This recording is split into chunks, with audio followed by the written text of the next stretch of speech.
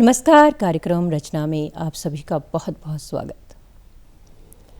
दोस्तों, हम सभी जानते हैं कि हमारा भारतवर्ष विभिन्न त्योहारों का देश है।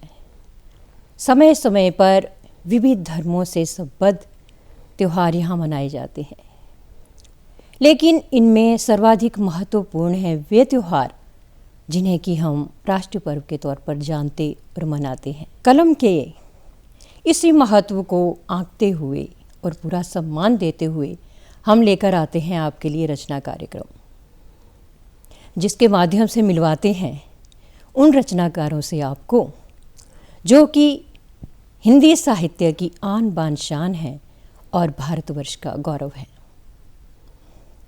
इसी श्रृंखला में आज जिस लेखिका से मैं आपको मिलवाने जा रही हूँ, वे न केवल अपने सूक्ष्म अनुभवों को कविताओं के माध्यम से व्यक्त करती हैं, बल्कि गद्य के द्वारा समाज को दिशा ज्ञान देते हुए अपने विचारों से भी अवगत करवाती हैं। तो आइए अनेक संगोष्ठियों व कवि सभाओं का भाग बनने वाली हमारी आज की लेखिका से मिलवाते हैं आपको और चलते हैं रचना के इस नए सफ़र पर। श्रीमती सरला भारद्वाज जो कि मौजूद हैं इसमें स्टूडियो में हमारे समक्ष और मन मन मुस्कुरा रही हैं। नमस्कार मैम, आपका बहुत बहुत स्वागत है। नमस्कार मैडम, नमस्कार। तो बातचीत का सिलसिला यहीं से प्रारंभ किया जाए कि कहाँ सरला मैम का बालपन गुजरा और कैसे गुजरा? ऐसा है कि मेरे पिताश्री जो थे जी, वो फौज में थे जी। जन्म तो मेरा पचमढ़ी में हुआ, जो मध्य प्रदेश में है जी। वहाँ हेडक्वार्टर था मेरे पिताश्री का, क्योंकि वो एईसी में थे जी। जन्म वहाँ हुआ। आंखें खुली मेरी देहरादून में। चलना शुरू किया मैंने अम्बाला से जी। और उसके बाद चलती जा रही हूँ जी। और मैंने इस पे कविता भी लिखी है वैसे बचपन में। जरूर सुनाइए। मतलब ऐसा है कि जो आर्मी ऑफिसर के बच्चे होते हैं ना, उनका जीवन खाना बदोश होता है। बिल्कुल।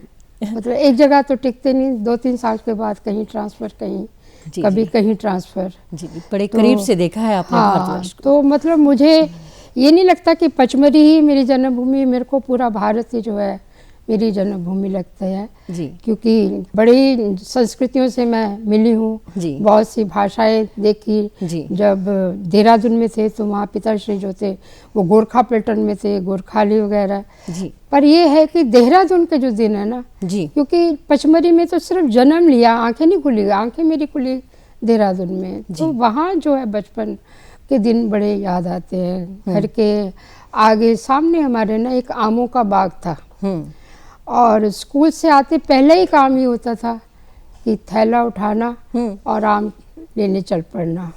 और आम भी जो नीचे गिरे हुए वो नहीं उठाने, तोड़ के लाने। और सिंदूरी आम बड़े होते थे वहाँ ढूंढ ढूंढ के। और घर आते हालांकि झिड़कियाँ पड़ती थी कि इतना आम, क्योंकि घर के पिछवाड़े भी एक पेड़ था, जब हवा चलती थी तो उसके आम भी हमारे आंगन में गिरते थे जी। तो माती हमेशा कहते थे क्या करते हैं इतने आम ले आते हो। तो वो बड़े दिन याद आते हैं तो बचपन के जो गुजारे हुए। मतलब पता ही नहीं होता था कि आम भी बिकने वाली चीज़ है कोई, मतलब इतनी संख्या में वहाँ होते थे। तो वो और वहाँ का नेचुरली वो स्कूल जहाँ पढ़ती थी वहाँ के जो टीचर याद आते हैं कि जब बारिश होती थी वो हमें कहते थे कि जाओ कुक्कर मुत्ता ढूंढ के लाओ, जिसको खुम्बे कहते हैं, क्योंकि बारिश के दिनों में वो बहुत उगाती थी। तो हम सब बच्चे ढूंढने चल पड़ते थे और जैसे ही ढूंढ के ला के टेबल पे रख देना, उन्होंने कहना जाओ अब छुट्टी है।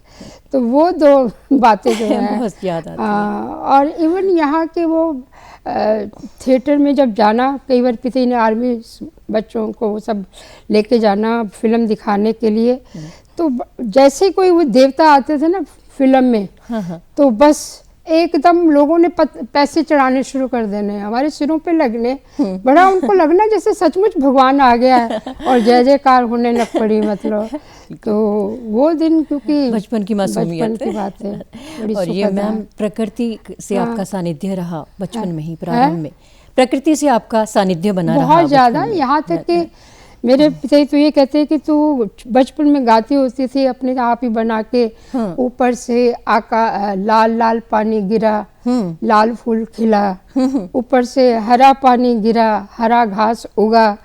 मतलब ऐसी तुकबंदियां पता नहीं क्या करती रहती थी। क्या अवस्था रही होगी मैम उस समय? तो मैं 6-7 साल की थी सिर्फ। 6-7 साल से ये सिलसिला। पर ये है कि गुनगुनाना जो था शुरू कर बहुत गाती थी।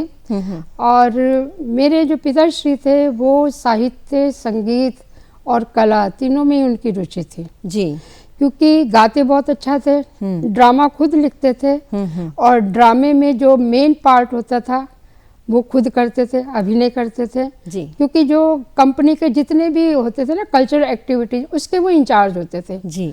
फिर गाने लिखने भी आप, गानों की ट्यून भी सेट करनी और गाना भी खूब।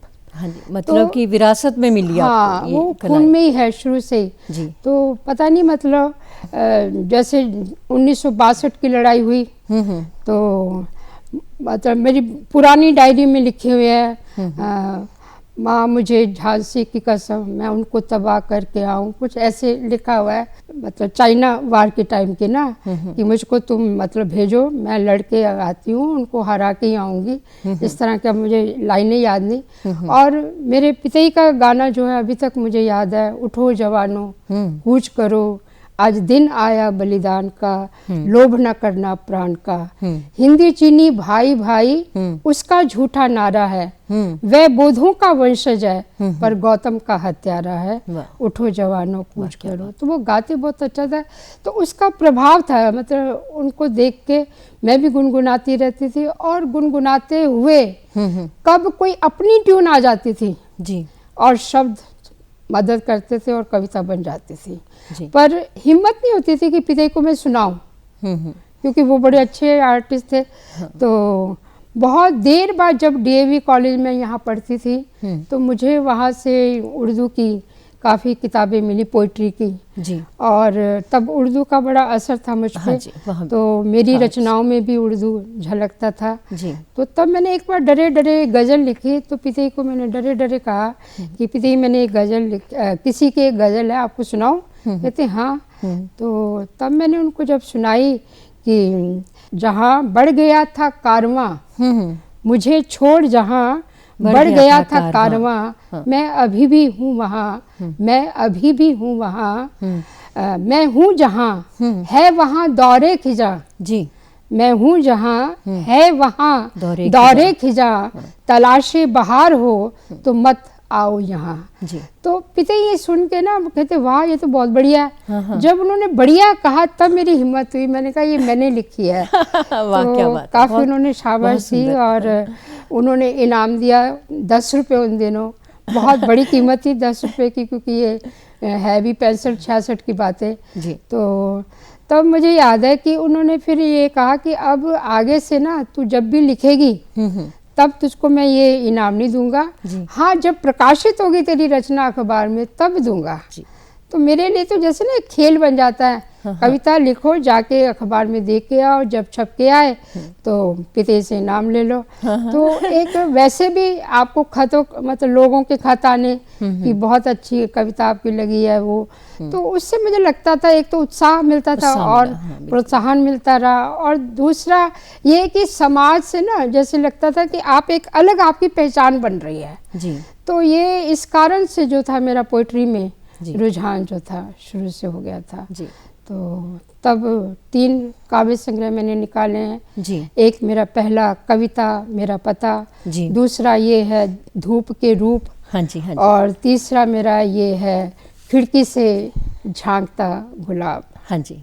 ये आपकी पहली पुस्तक थी हाँ, ये कविता मेरा पता हाँ। ठीक है मैम, सबसे पहले हम चाहेंगे कि एक कविता लगता है कि आपके दिल के बहुत करीब है, गद्य की अपेक्षा कविता में आपकी रुचि लगता है ज्यादा है, बहुत ज्यादा है। तो मैम चाहेंगे कि एक रचना हो जाए सुंदर सी। श्योर, मुझे अच्छा लगेगा क्योंकि आप बचपन की बात कर रहे थे जी, तो मैं वही आपको सुनाना हाँ धूप के रूप में से।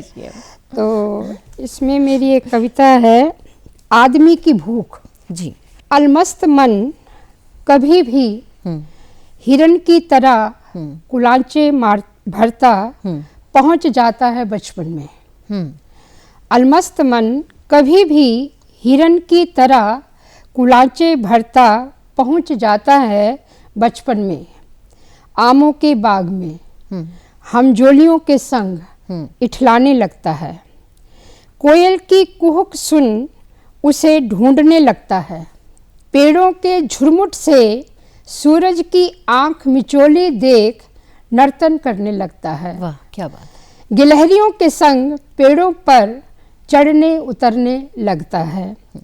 पंछियों के बसेरों को देख अचंभित हो जाता है।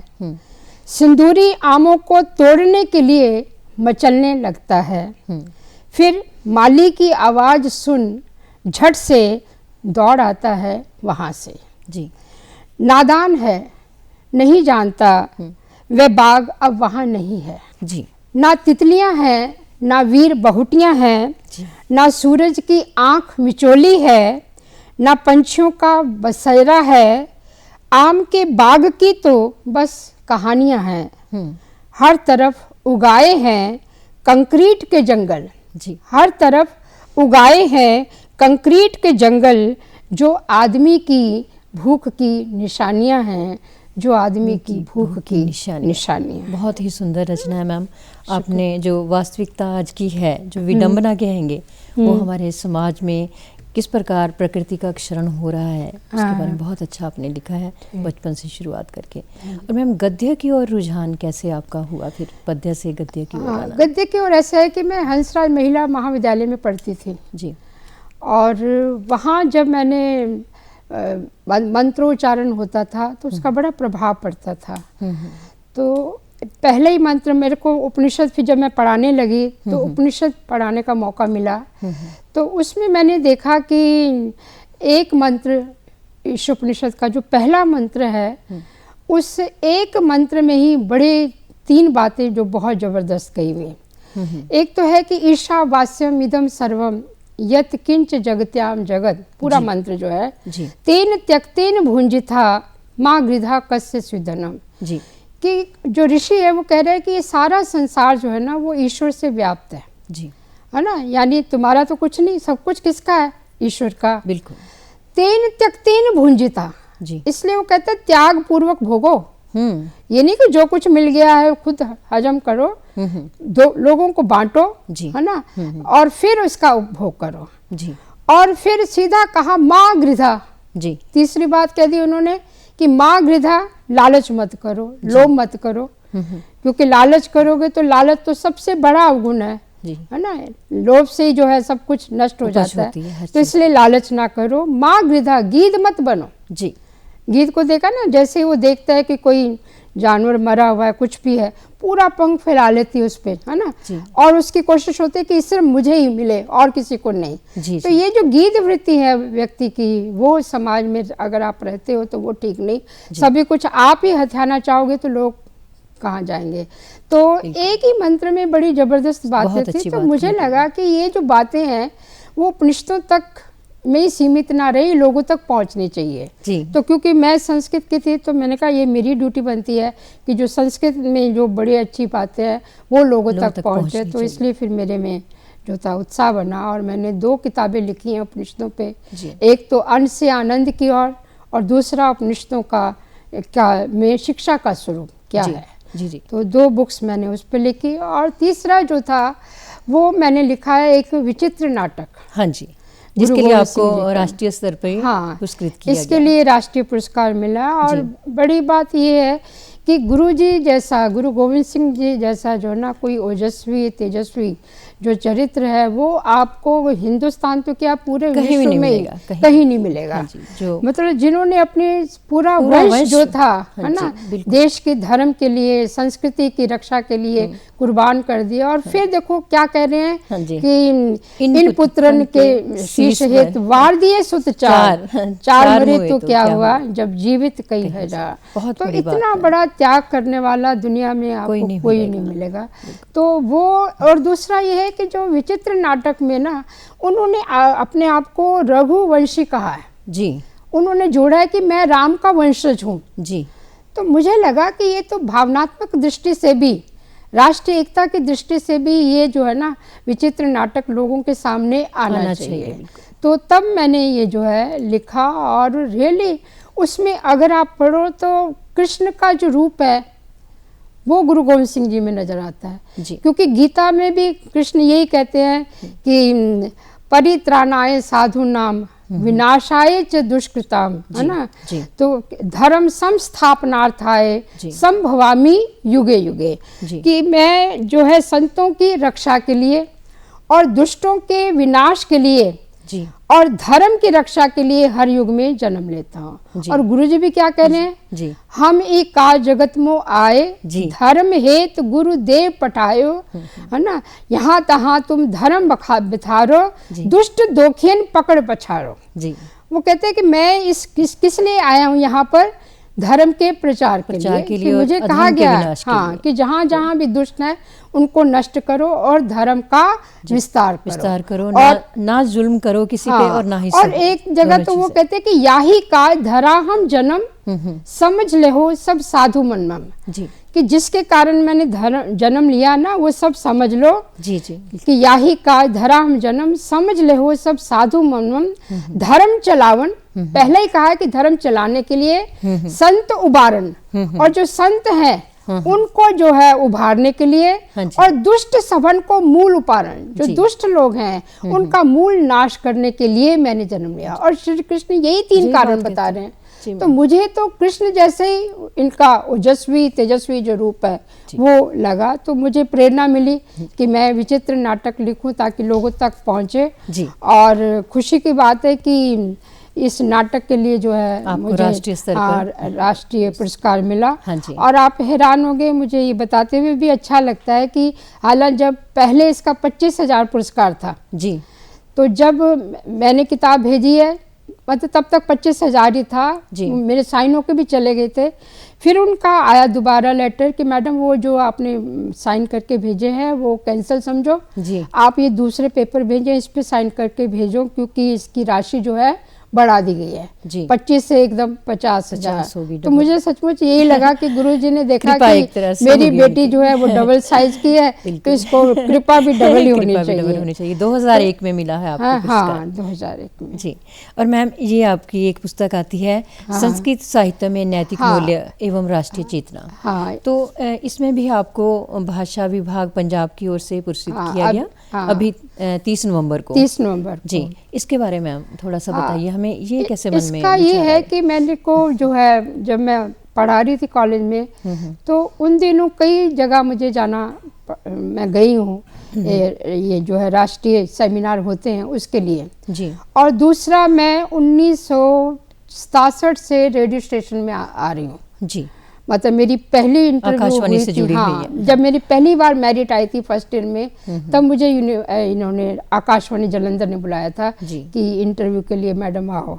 तो वो उन्होंने एकदम क्या किया कि जब इंटरव्यू हो गई तो उसके बाद थोड़े दिनों बाद फिर मुझको वहाँ कॉलेज में फ़ोन गया कि सरला शर्मा को कहो कि वो कॉलेज वहाँ आए जी। तो मैंने कहा कि वो तो मेरी इंटरव्यू लेनी थी, उन्होंने वो ले चुके हैं, शायद भूल गए होंगे इसलिए बुला रहे हैं। तो वो हेड क्लर्क कहते कि नहीं, जब वो कह रहे हैं तो आपको जाना चाहिए जी। तो जब मैं गई तो उन्होंने कहा कि मैडम आपका वो बहुत अच्छा प्रोग्राम गया था तो इसलिए हम आपको दूसरा प्रोग्राम दे रहे हैं। तो मतलब तब वो आकाशवाणी के प्रोग्राम शुरू हो गए थे, नारी संसार में प्रोग्राम शुरू हुआ, फिर मैंने ड्रामे भी वहाँ करने का मुझे मौका, फिर हिंदी प्रोग्राम देने लग पड़ी, फिर संस्कृत में प्रोग्राम। तो संस्कृत की बड़ी टॉक मैंने यहाँ दी है जी जी। तो वो टॉक्स जो थी कुछ तो इधर उधर चली गई, कुछ पड़ी हुई थी जी। और जो मैं राष्ट्रीय सेमिनार जो अटेंड किए थे उसमें जो पेपर लिखे थे वो पढ़े थे जी। तो उनको ही मैंने और अच्छी तरह ठीक करके ये किताब मैंने लिखी, क्योंकि मुझे लगा कि आजकल वैल्यूज की बहुत ज़रूरत है जी। क्योंकि हम लोग जो है अंग्रेजी को महत्व दे रहे हैं जी। कोई भी भाषा अकेली नहीं सीखी जाती जी जी। मतलब ये नहीं सोचो कि हम बच्चे को सिर्फ इंग्लिश पढ़ा रहे हैं, इंग्लिश के द्वारा हम वहाँ का कल्चर भी उन्हें सिखा रहे हैं जी। बच्चे अपना कल्चर भूल जाते हैं, वहाँ का कल्चर जो है अपना लेते हैं। अब पहले हम क्या थे, माताजी पिताजी, अब क्या हो गया, मॉम डैड जी तो उड़ ही गया। जी जी। पहले प्रणाम करते थे, प्रणाम वाली बात ही नहीं, अब तो हेलो हाय है ना। तो यानी हम जो है अपनी संस्कृति को भूलते जा रहे हैं। संस्कृति को नहीं भूलना चाहिए, तो भाषाओं का ज्ञान होना अच्छी बात है। भाषा तो जितनी खिड़कियां खुले वही अच्छी बात है ना, पता होना चाहिए। पर ये है कि हमें अपने जो वैल्यूज हैं, अपना जो कल्चर है उसको भुलाना नहीं है। और हमारे यहाँ क्या है कि कॉलेजों में, स्कूलों में हम बच्चे को आत्मनिर्भर तो बना रहे हैं जी, विषय का ज्ञान पूरा दे रहे हैं जी, लेकिन उसको वैल्यूज नहीं सिखा रहे, मॉरल वैल्यूज नहीं सिखा रहे, मानवीय मूल्य नहीं सिखा रहे। तो इसलिए मैंने ये जो किताब है वो पब्लिश करा है। जी मैम। मैम आपने देश प्रेम की जो है कविताएं, उस पे भी बहुत कुछ लिखा है, तो हम चाहेंगे कि एक देश प्रेम की कविता हो जाए जरूर जरूर हमारे दर्शकों के लिए। कविता का शीर्षक है समर्पण जी। देश मेरे लिए है, इस सोच से बाहर निकल, मैं देश के लिए हूँ, देश के प्रति समर्पित हूँ जी, देश के लिए क्या कर सकती हूँ, इस भाव से स्वयं को देश का अभिन्न अंश समझना है जी। धरा को हरा भरा, वायु को साफ स्वच्छ, जल को प्रदूषण मुक्त रखने के लिए जी मुझे जी अपना कर्तव्य निभाना है जी। धरा को हरा भरा, वायु को साफ स्वच्छ, जल को प्रदूषण मुक्त रखने के लिए मुझे अपना कर्तव्य निभाना है जी। शुभ और मंगलमय भविष्य की कल्पना का राग आलापने की अपेक्षा कर्मवीर बन नव भारत को स्वयं रचना है जी। विनय याचना अब और नहीं जी, विनय याचना अब और नहीं, स्वयं जागृत होकर नए युग के नए मंत्रों को रचना है जी। विनय याचना अब और नहीं, स्वयं जागृत होकर नए युग के नए मंत्रों को रचना है जी। राष्ट्र को प्रबुद्ध ऊर्जित करना है जी। राष्ट्र को प्रबुद्ध ऊर्जित करना है। मेरी सांसों में तिरंगे की कंपन हो, मेरी सांसों में तिरंगे की कंपन हो, दिल की धड़कन में जन गण मन हो। अब और न कोई रंग, अब और न कोई रंग, केवल समरस होकर चलना है। देश के लिए जीना है, देश के लिए मरना है, देश के लिए मरना है। बहुत अच्छा मैम। समर्पण देश के प्रति होना बहुत आवश्यक है, और कर्तव्य और अधिकार, जैसा कि आपने कहा कि एक ही सिक्के के दो पहलू हैं, इन दोनों में संतुलन बनाना भी आवश्यक है। जहाँ हम अधिकारों की बात करते हैं तो हमें सचेत होना चाहिए कि अपने कर्तव्यों के प्रति भी जागरूक रहें। बहुत अच्छा आपने संदेश दिया मैम। इच्छा तो ये हो रही है कि हम बातें जो है करते ही चले जाएं, क्योंकि इतनी अच्छी बातें हो रही हैं, लेकिन ऐसा होता है कि समय की बाध्यता का हमें ध्यान रखना पड़ता है। तो आप समय निकाल कर यहाँ आए और इतनी अच्छी बातें की। हम आपके उज्जवल भविष्य की कामना करते हैं, और आप यूं ही निरंतर सक्रिय बने रहें, समाज को दिशा ज्ञान देते रहें। यहाँ आने के लिए और अपनी बातें साझा करने के लिए बहुत बहुत धन्यवाद। शुक्रिया। बहुत धन्यवाद। शुक्रिया।